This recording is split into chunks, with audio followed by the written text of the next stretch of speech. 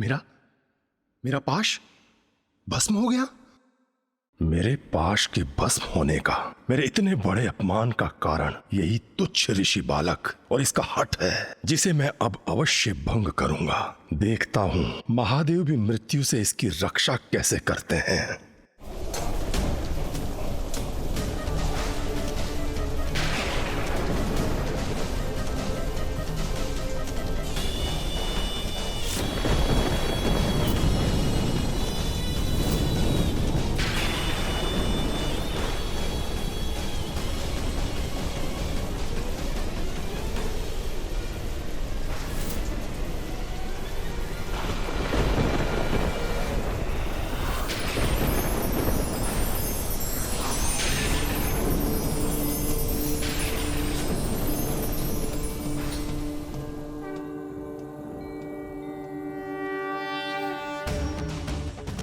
महादेव, माता, आदिशक्ति अपने अर्धनारेश्वर रूप में।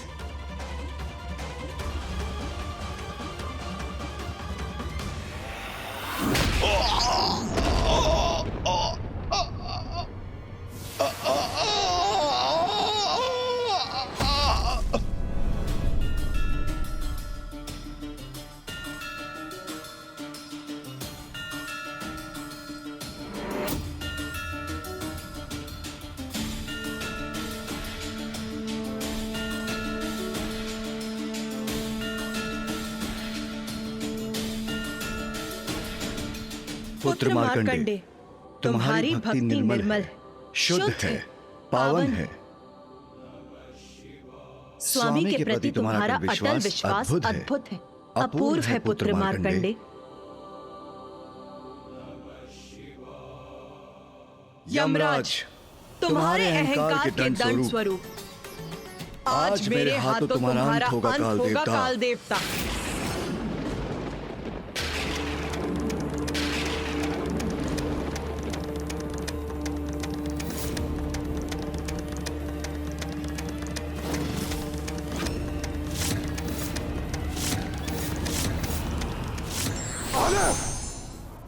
माता पार्वती, माता, ऐसा अनर्थ मत कीजिए प्रभु, क्षमा कर दीजिए मेरे पुत्र को। सूर्यदेव, हट जाइए मेरे मार्ग से। मैं आपसे विनती करता हूं प्रभु, मेरे पुत्र को क्षमादान देने की कृपा कीजिए।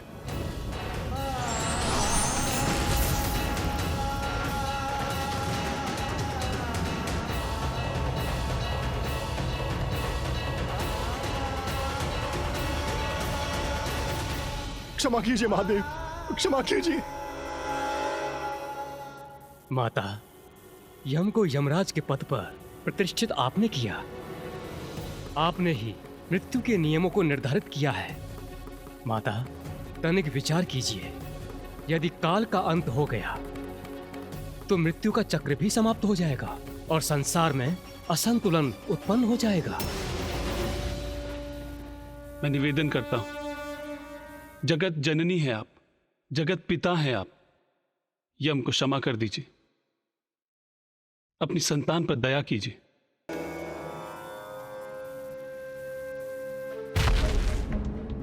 महादेव, क्षमा कीजिए महादेव।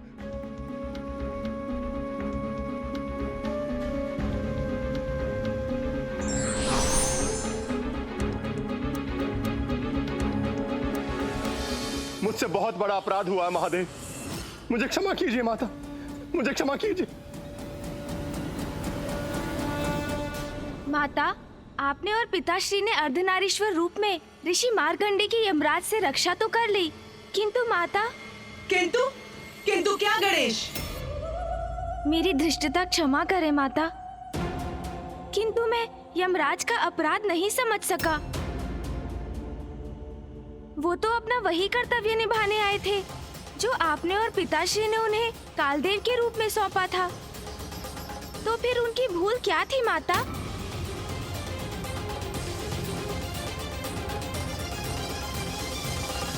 हाँ माता, वो तो आपके ही आदेश का पालन करने के लिए प्रस्तुत हुए थे कि समय आने पर मनुष्य की मृत्यु का होना विधि का विधान है। फिर अपने विधान पर अडिग रहकर यमराज ने कोई अपराध कैसे किया माता? गणेश, कार्तिकेय, यदि प्रश्न तर्क संगत है, उचित है, तो उसे पूछने में संकोच नहीं होना चाहिए। उस दिवस हमसे क्षमा याचना करने के पश्चात यमराज ने भी महादेव से यही प्रश्न किया था। तो माता, पिताश्री ने उन्हें क्या उत्तर दिया? महादेव ने कहा, यम, तुम यही जानना चाहते हो ना कि तुमसे क्या अपराध हुआ?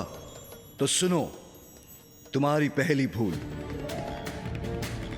मार्कंडे के प्राण को यमलोक ले जाने के लिए तुम्हारा यमदूतों को भेजना, जबकि यह स्पष्ट है संतों ऋषियों के प्राणों को हरने के लिए तुम्हें स्वयं आना चाहिए था।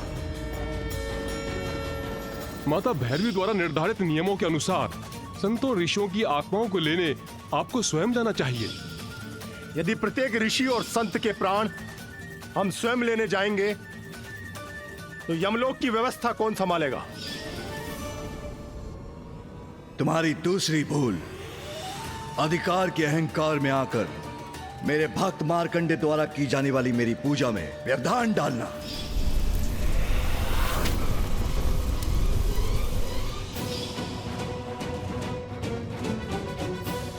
जिसमें तुमने तनिक भी संकोच नहीं किया। तुम यदि चाहते तो कुछ क्षण प्रतीक्षा कर सकते थे, किंतु तुमने वो नहीं किया। तुम्हारी तीसरी भूल तुम्हारी भ्रांति की कि तुम सभी को मृत्यु प्रदान कर सकते हो, यहां तक कि ब्रह्मदेव, इंद्रदेव आदि को भी प्रभावित कर सकते हो, किंतु कोई तुम्हारे प्राण नहीं हर सकता। जब मृत्यु समक्ष होती है तब तुम तो क्या, मैं ब्रह्मदेव और इंद्रदेव की भी नहीं सुनता। तुम्हारे इन तीनों अपराधों के दंड हेतु मैं तुम्हारा वध करने के लिए प्रेरित हुआ।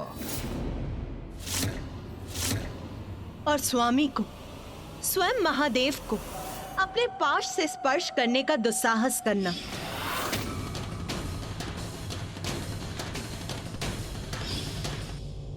इन सभी में सबसे बड़ा अपराध था। महादेव, माता भैरवी ने मुझे इतना महत्वपूर्ण दायित्व दिया जिसके कारण मुझ में अहंकार जागृत हुआ। मुझे क्षमा कीजिए महादेव, मुझे क्षमा कीजिए माता।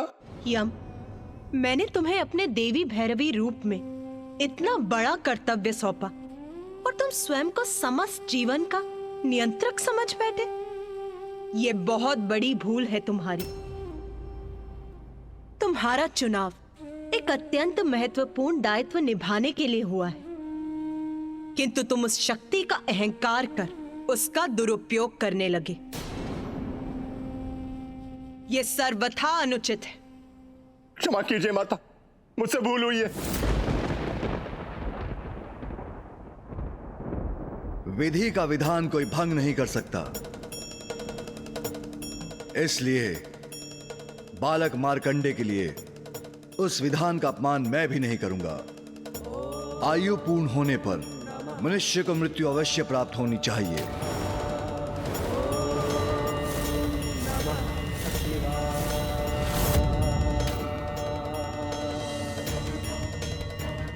उमा, स्मरण कीजिए, मैंने मार्कंडे के पिता ऋषि मृकेंडु को पुत्र प्राप्ति का वरदान प्राप्त करने के लिए क्या कहा था?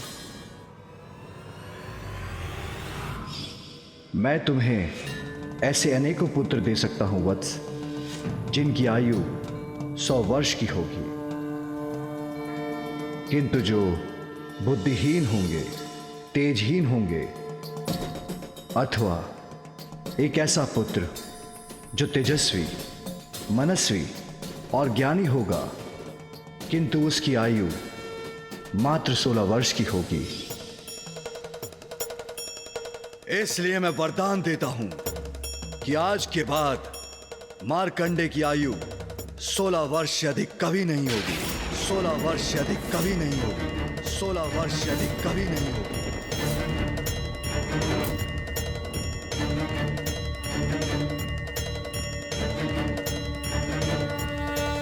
इस अवस्था में यमराज को मार्कंडे को मृत्यु प्रदान करने की कोई आवश्यकता ही नहीं।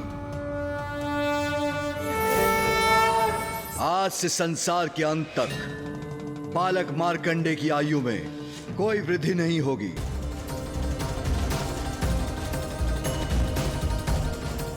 ये सदैव चिरंजीवी रहेंगे। पुत्र मार्कंडे, ये सब तुम्हारी भक्ति और माध्यम से तुम्हारे द्वारा महामृत्युंजय मंत्र के आविष्कार के कारण हुआ। जब तुम अपनी मृत्यु को अपने समक्ष पाकर निरुपाय हो चुके थे तो तुमने भक्ति और निष्ठा से मुझे पुकारा और तुम्हारे मुख से स्वतः ही महामृत्युंजय मंत्र प्रस्फुटित होने लगा। तब तुम्हें इस मंत्र का महत्व ज्ञात नहीं था पुत्र मार्कंडे, किंतु महामृत्युंजय मंत्र के जाप से ही तुम्हारे प्राणों की रक्षा संभव हुई। और आज मैं ये भी घोषणा करता हूं कि जो भी महामृत्युंजय मंत्र का जाप करेगा उसकी अकाल मृत्यु कदापि नहीं होगी, उसकी अकाल मृत्यु कदापि नहीं होगी। वो भीषण रोगों से भी मुक्ति पाएगा।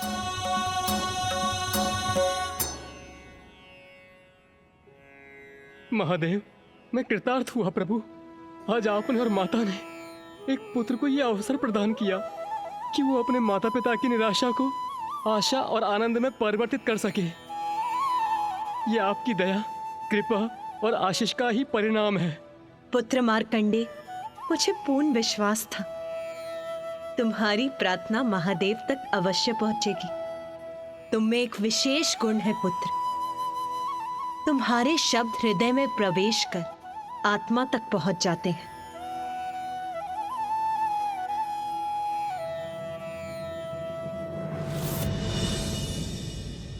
ये सब आप ही की लीला का चमत्कार है। आप ही का आशीर्वाद है माता। माता, आपकी लीला तो अपरंपार है। अब सृष्टि का चक्र तो पूर्ण हो चुका था ना माता, क्योंकि अब तो माता भैरवी के रूप में आपने मृत्यु की भी रचना कर दी थी। अर्थात अब समय आने पर सभी प्राणियों की मृत्यु के पश्चात उनका यमलोक जाना निश्चित हो गया, जहां वो पश्चाताप और साधना कर अपने कर्मों के अनुसार उचित लोक में प्रवेश करेंगे। तो अब तो संसार में पूर्णता थी ना माता? नहीं, नहीं, नहीं।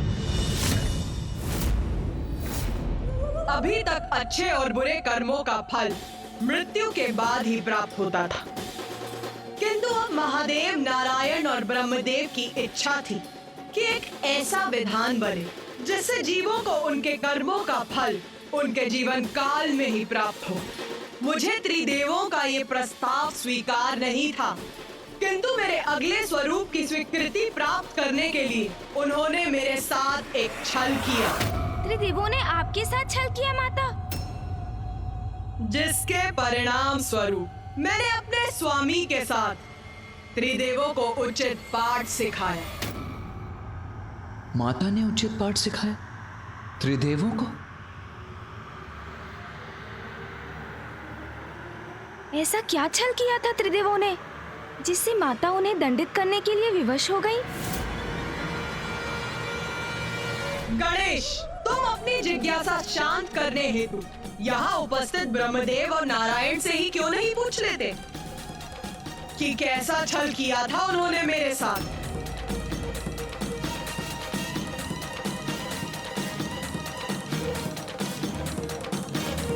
देवी, उस समय हमने जो भी किया था लोक कल्याण के हित के लिए किया था। किंतु मामा जी, आप सभी ने ऐसा क्या किया था?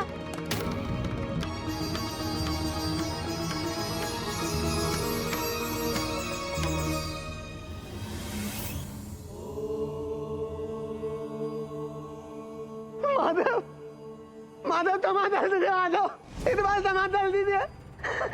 आदत ऐसी भूल नहीं होती माधव। बाहर कैसा कोलाहल है ये? इतने दीन स्वर में क्षमा याचना क्यों कर रहे हैं तोतला जी? कदाचित मुझे स्वयं जाकर देखना चाहिए। माधव टमाटर दीजिए, मैं वतन देता हूँ। आदत ऐसी भूल नहीं होती माधव, टमाटर दीजिए माधव। नाथ, स्वामी, प्रणाम माता। प्रणाम माता।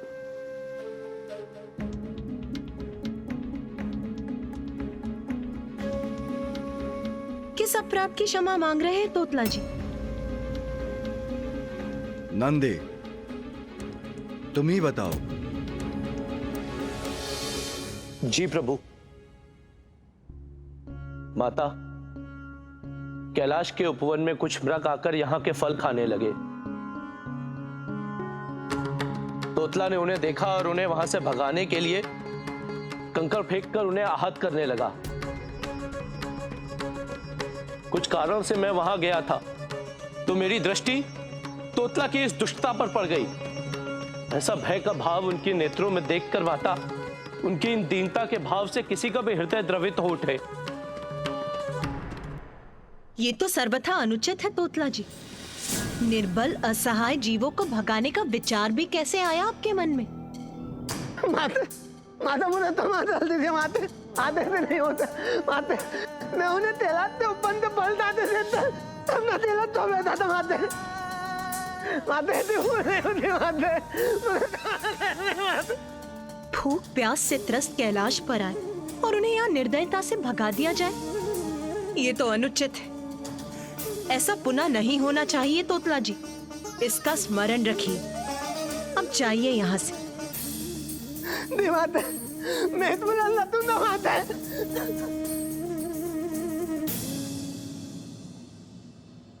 उमा, आपने मात्र चेतावनी देकर जाने दिया तोतला को, यह क्या उचित था? मैं आपका प्रश्न नहीं समझी स्वामी। ये उचित नहीं था तो फिर क्या करना चाहिए था हमें? असहाय जीवों को उनके भोजन से वंचित किया, उन्हें आहत किया। क्या इस अपराध का दंड नहीं प्राप्त होना चाहिए था तोतला को? उमा, हम जीवों को उनके अच्छे कर्मों के लिए पुरस्कृत करते हैं, तो क्या उनके बुरे कर्मों के लिए दंड नहीं देना चाहिए, जिससे वो पुनः वही भूल, वही अपराध ना करें? अपनी भूल उन्हें स्मरण रहे और वो दंड के भय से बुराई का त्याग कर अच्छाई का मार्ग अपनाएं। जैसे तोतला, यदि आप उसे क्षमा करने के स्थान पर दंडित करती तो भविष्य में धीरज खोने पर भी वो दंड का ध्यान कर कभी ऐसी निर्दयता नहीं कर सकेगा। नाथ, कर्मों का फल तो सभी भुगतते हैं, यही सृष्टि का नियम है जो मैंने स्वयं स्थापित किया है। उमा, वो मृत्यु के उपरांत होता है, किंतु जीवों के जीवन काल में नहीं। यदि उनके जीवित रहते उनके कर्मों के परिणाम उनके समक्ष आ जाए तो जीव अवश्य अपनी भूल सुधार कर अच्छे कर्म करने के लिए प्रेरित होंगे। नाथ, आप पिता हैं, आपका हृदय कठोर हो सकता है, किंतु मैं मां हूं। सभी जीव मेरी संतानें हैं, उन्हें पीड़ा होती है तो अश्रु मेरे बहते हैं। मैंने ही यमलोक की रचना कर वहां यमराज को स्थापित किया है, किंतु उनके द्वारा दंडित आत्माओं की चित्कार विचलित करती है मुझे। जब वही सहना मेरे लिए कठिन है तो मैं अपनी संतानों को उनके जीवन काल में दंडित करने का आपका सुझाव मैं कैसे स्वीकार कर सकती हूँ स्वामी? नहीं प्रभु, ये मुझसे कदापि नहीं होगा।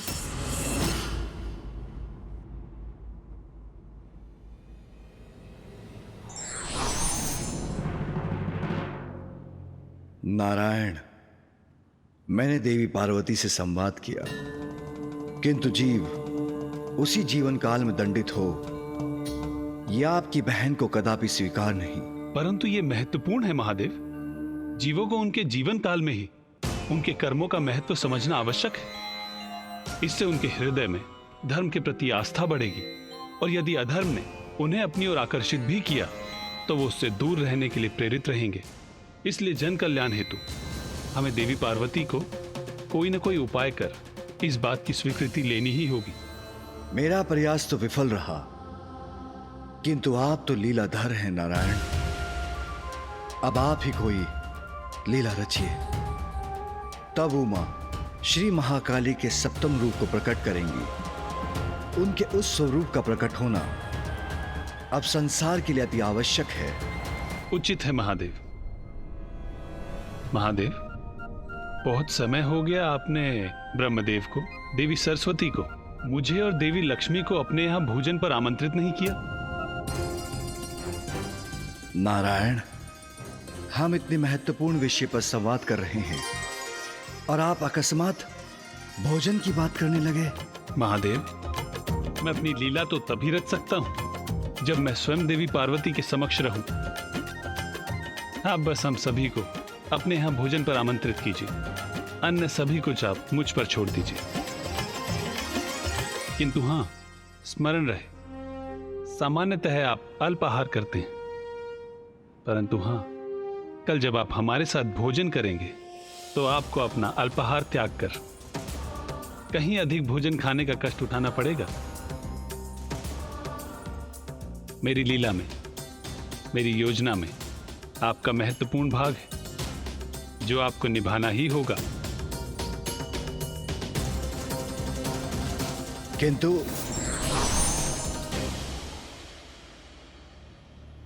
अधिक भोजन जो मैं कभी नहीं करता, किंतु नारायण का कहा भी नहीं टाल सकता मैं।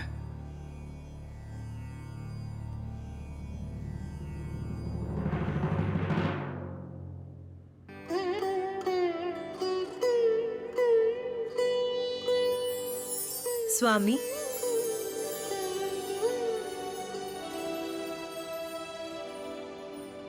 स्वामी, आप ध्यान में लीन हो जाते हैं तो सब कुछ भूल जाते हैं, आहार करना भी।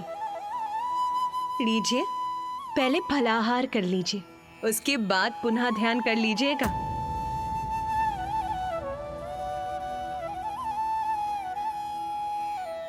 उमा, मैं तुम्हें बताना भूल गया, मैंने ब्रह्मदेव और नारायण को देवी सरस्वती और देवी लक्ष्मी के साथ कल भोजन के लिए आमंत्रित किया है। ये तो बहुत उत्तम समाचार है, बहुत आनंद आएगा। किंतु आपने उन्हें आमंत्रित कर लिया और आप मुझे अब बता रहे हैं। मुझे अभी कल की व्यवस्था आरंभ करनी होगी, मेरे पास समय नहीं है। मैं अभी जाके गढ़ों को उनके कार्य सौंपती हूँ। व्यवस्था उचित होनी चाहिए और समय कम है, मुझे सब कुछ शीघ्रता से करना होगा।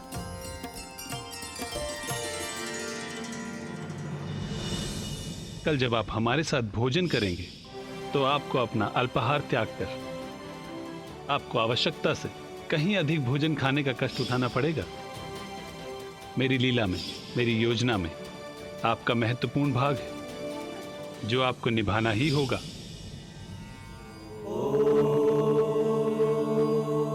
ज्ञात नहीं कैसी लीला रच रहे हैं लीलाधर नारायण, किंतु कल उनके कहे अनुसार अत्यधिक भोजन करने के लिए मुझे आज उपवास रखना ही होगा। अच्छा, मामा जी ने लीला रची थी, वो भी भोजन को केंद्र बनाकर। ये तो बहुत ही रहस्यमय लीला प्रतीत होती है। मुझे भनक भी नहीं थी, किंतु ये सब मेरे अगले स्वरूप को प्रकट करने के लिए किया जा रहा था। गणेश, तुम्हारे मन में पुनः एक प्रश्न की उपस्थिति का भान हो रहा है मुझे। पूछो, शीघ्र पूछो अपना प्रश्न। माता, आप ही संसार की जन्मदायिनी हैं, सर्वज्ञ हैं, किंतु फिर भी आप मामा जी नारायण की योजना नहीं समझ सकी।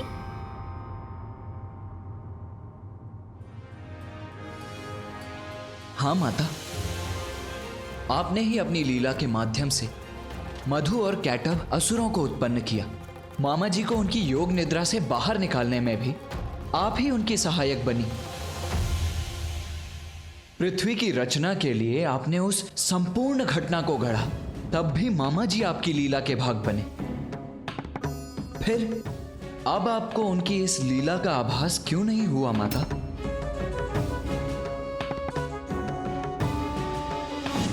उत्तम उत्तम प्रश्न पूछ रहे हो तुम दोनों।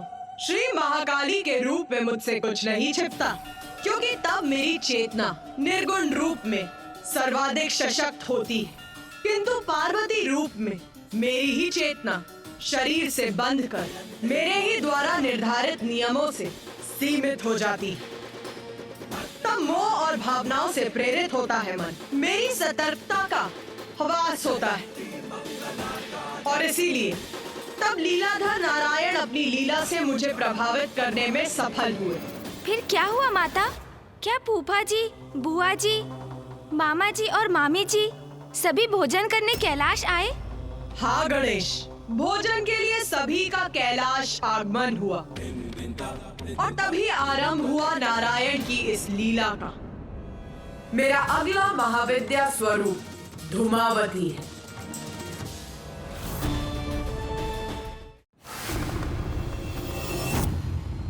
अति उत्तम। इस बार की भोजन की व्यवस्था तो पूर्व से भी अधिक उत्तम प्रतीत होती है। भोजन को देख के ही उसके स्वाद का अनुमान लगाया जा सकता है। देवी पार्वती, जब हमें महादेव ने भोजन के लिए आमंत्रित किया तो हम सभी को अत्यंत प्रसन्नता हुई, क्योंकि हमारे दायित्वों की व्यस्तता में इस प्रकार भेंट का आनंद लेने का अवसर हमें प्राप्त नहीं होता है। इतने स्वादिष्ट व्यंजन देखकर मुझे तो बहुत भूख लग रही है। आप दोनों आपस में वार्तालाप बंद कर भोजन आरंभ कीजिए। देवी, यदि आपको भूख लगी है तो आप प्रारंभ कीजिए ना।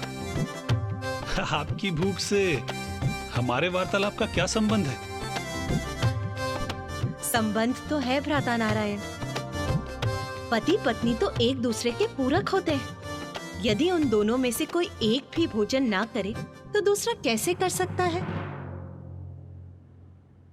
इसीलिए जब तक आप भोजन का शुभारंभ नहीं करेंगे, मेरी भाभी देवी लक्ष्मी भोजन कैसे ग्रहण करेंगी? उचित। तो लीजिए हम आरंभ करते हैं।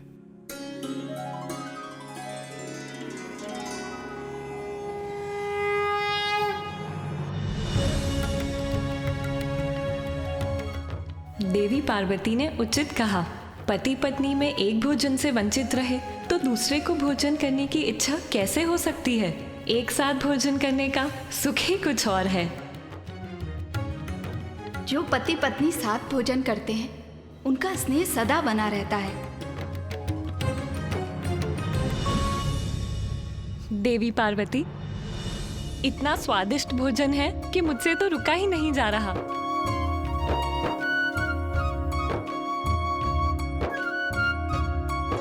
देवी पार्वती, अब बस भी कीजिए। नंदी और अन्य गण हमारी सेवा करते रहेंगे, आप भी हमारे साथ भोजन कीजिए। देवी सरस्वती, मैं अपनी थाल कभी नहीं लगाती।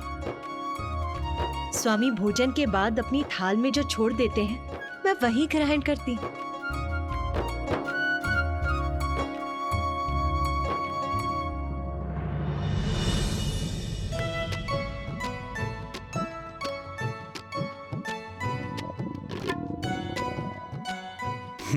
प्रतीत होता है बहन पार्वती को भी भूख लगने लगी। यही तो चाहता था मैं।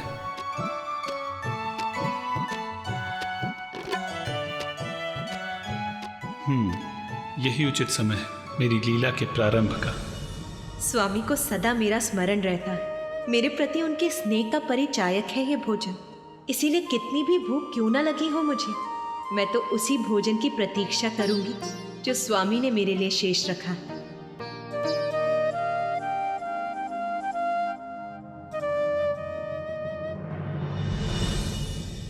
महादेव, आपने वचन दिया था कि आज आप अधिक मात्रा में भोजन करेंगे, तो फिर आप अपनी थाल पर भोजन क्यों छोड़ रहे हैं? क्योंकि नारायण, मैं तो सदा उमा के लिए भोजन शेष रखता हूं। महादेव, आज आप देवी पार्वती के लिए भोजन कदापि शेष नहीं रखेंगे। नारायण, ये आप क्या कह रहे हैं? भोलेनाथ, आज कोई प्रश्न नहीं। जब आपने सब मुझ पर छोड़ा है तो मेरी लीला मेरे अनुसार ही होने दीजिए।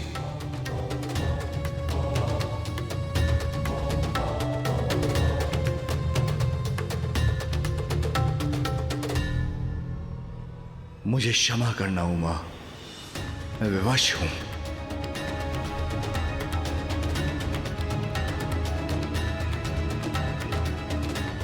नारायण को वचन दिया है, इसलिए मुझे ऐसा करना ही होगा।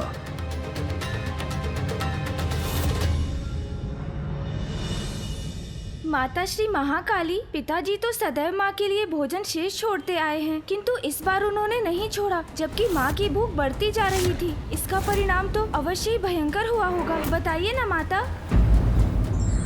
जगत के कल्याण के लिए स्वयं ईश्वर भी अपनी ही लीला का पात्र बनकर हमें यही संदेश देते हैं, कोई भी घटना अकारण नहीं होती। For more updates, subscribe to our channel, click the show links and enjoy watching the videos.